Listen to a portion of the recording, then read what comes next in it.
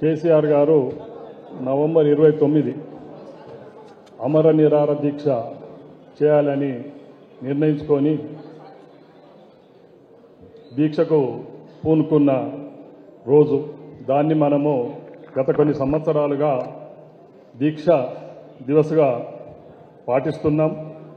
అందులో భాగంగానే ఈ సంవత్సరం కూడా రాష్ట్రంలోని అన్ని జిల్లా కేంద్రాల్లో మన బీఆర్ఎస్ పార్టీ ఆత్మీయ బలగం మధ్య ఈ కార్యక్రమాన్ని చాలా పవిత్రంగా ఏర్పాటు చేసుకోవాలని పార్టీ ఆదేశాల మేరకు సిద్దిపేట జిల్లాలో హరీష్ రావు గారి నాయకత్వంలో కొత్త ప్రభాకర్ రెడ్డి అధ్యక్షతన ఈ మీటింగ్ ఏర్పాటు చేసుకోవడం జరిగింది.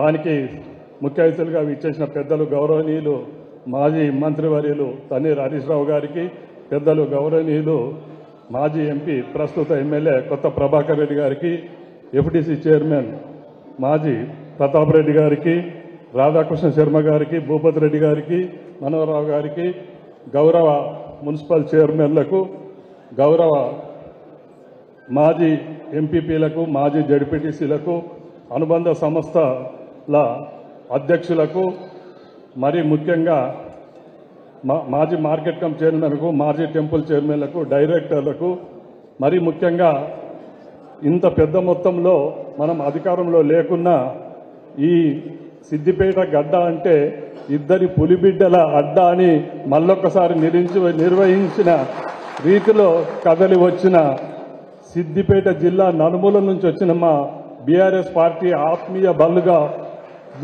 అందరికీ కూడా పేరు పేరున నమస్కారం తెలియజేసుకుంటున్నా. మా పాత్రికేయ మిత్రులకు ప్రింట్ అండ్ ఎలక్ట్రానిక్ మీడియా కూడా నా ఉదయపూర్వక నమస్కారాలు తెలియజేసుకుంటున్నా. చాలా సంతోషం. ఒక అధికారం కోల్పోయి ఒక సంవత్సరం అయినా ఎప్పటికీ కూడా ఈ తెలంగాణలో రాజకీయం అంటూ చలామణి అయినన్ని రోజులు మలివిడత ఉద్యమము ఎప్పుడు ఎవరు మర్చిపోలేరు. ఇప్పటికే ఐఏఎస్ ఐపీఎస్ గ్రూప్ 1లలో కూడా ఈ ఉద్యమాన్ని ప్రస్తావించడం జరుగుతుంది.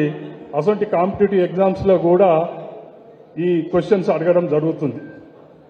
మరీ ముఖ్యంగా మలిదశ ఉద్యమం ఎప్పుడైతే ప్రారంభిద్దామని కేసీఆర్ అనుకున్నారో అందులో కీలక ఘట్టము ఈ దీక్షా దివస్. వరంగల్లో ఏదైతే విద్యార్థుల గర్జన అనే కార్యక్రమాన్ని చేపట్టినప్పుడు అప్పటి ఆంధ్ర పాలకులు ఎలాగైతే ఉద్యోగాలలో కానీ, నిధులలో కానీ, మరి నీళ్ళల్లో కానీ ఎలాగైతే తెలంగాణ ప్రాంతాన్ని దోసుకుంటున్నారో అది చూసి చెలించి అప్పటి రైతుల ఆత్మహత్యలు, వలసలు, రైతు కూలీల వలసలు, చేనేత కార్మికుల ఆత్మహత్యలు, వలసలు, ఇలా మన తెలంగాణ ప్రాంత ప్రజలంతా అడుగున నిరక్షకు గురై ఆకలి చావులకు గురవుతున్న సందర్భంలో ఆ రోజు కేసీఆర్ గారు వాస్తవానికి ఒక ఉన్నతమైన స్థానంలో రాజకీయంగా ఉండి పదవులన్నీ త్యజించి కేంద్ర మంత్రి కానీ, డిప్యూటీ స్పీకర్గా కానీ, తర్వాత వారు వచ్చి ఎమ్మెల్యే కూడా మనం రాజీనామా చేసి తెలంగాణ సాధిస్తే తప్ప ఈ తెలంగాణ యావత్ ప్రజల ఆకాంక్ష నెరవేరాలంటే తెలంగాణ ఒక్కటే ఏకైక లక్ష్యమని తెలంగాణ వచ్చుడో కేసీఆర్ సచ్చుడో అని వరంగల్ సభలోనే ఒక స్లోగాన్ ఇచ్చి అది నవంబర్ 29 నాడు ఇదే సిద్దిపేట గడ్డ మీద ప్రారంభిద్దామంటే అప్పటి కాంగ్రెస్ నిరంకుశ పాలకులు అడుగడుగున నిర్బంధం పెట్టి ఎక్కడికక్కడనే అందరినీ ఆపేళ్ళు. అయినా ఆపలేదు. అయినా సార్ కరీంనగర్ నుంచి సిద్దిపేటకు దీక్షకు వస్తుంటే ఎర్లీ మార్నింగ్ ఎక్కడనో అడ్డుకొని ఆంధ్ర ప్రాంతమైన ఖమ్మం ప్రాంతానికి అక్కడ జైలుకు తీసుకుపోయింది. ఎందుకంటే అక్కడైతే తెలంగాణ ప్రభావం ఎక్కువ లేదు, ఇక్కడ ఏం కాదు, ఓ 2-3 నెలలు లోపల వారేస్తే ఈ ఉద్యమం చల్లబడుతుందనే ఒక దురుద్దేశంతో ఆనాటి పాలకులు ప్రయత్నం చేశారు.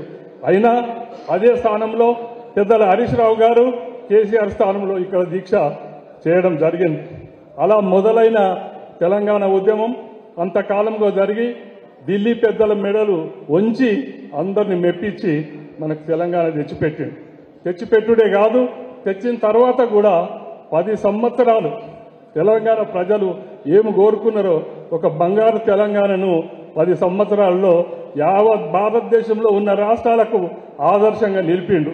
కొత్త రాష్ట్రమైనా చిన్న రాష్ట్రమైనా ఆర్థికంగా ఇబ్బందులున్నా కూడా స్వతంత్రం వచ్చి 75 సంవత్సరాల నుంచి ఉన్న రాష్ట్రాలకు ఆదర్శంగా అన్ని రంగాల్లో కూడా మన తెలంగాణను ముందు నింపిన ఘనత మన కేసీఆర్ గారిది. కాబట్టి ఇది ఎంత చెప్పుకున్నా కేసీఆర్ గారి గురించి, హరీష్ రావు గురించి అప్పటి ఉద్యమకాలం కూడా మనకు సరిపోదు. కాకపోతే ఇది ప్రతి ఒక్క తెలంగాణ పౌరుని బాధ్యత, అందులో ముఖ్యంగా బీఆర్ఎస్ కార్యకర్తలు కూడా.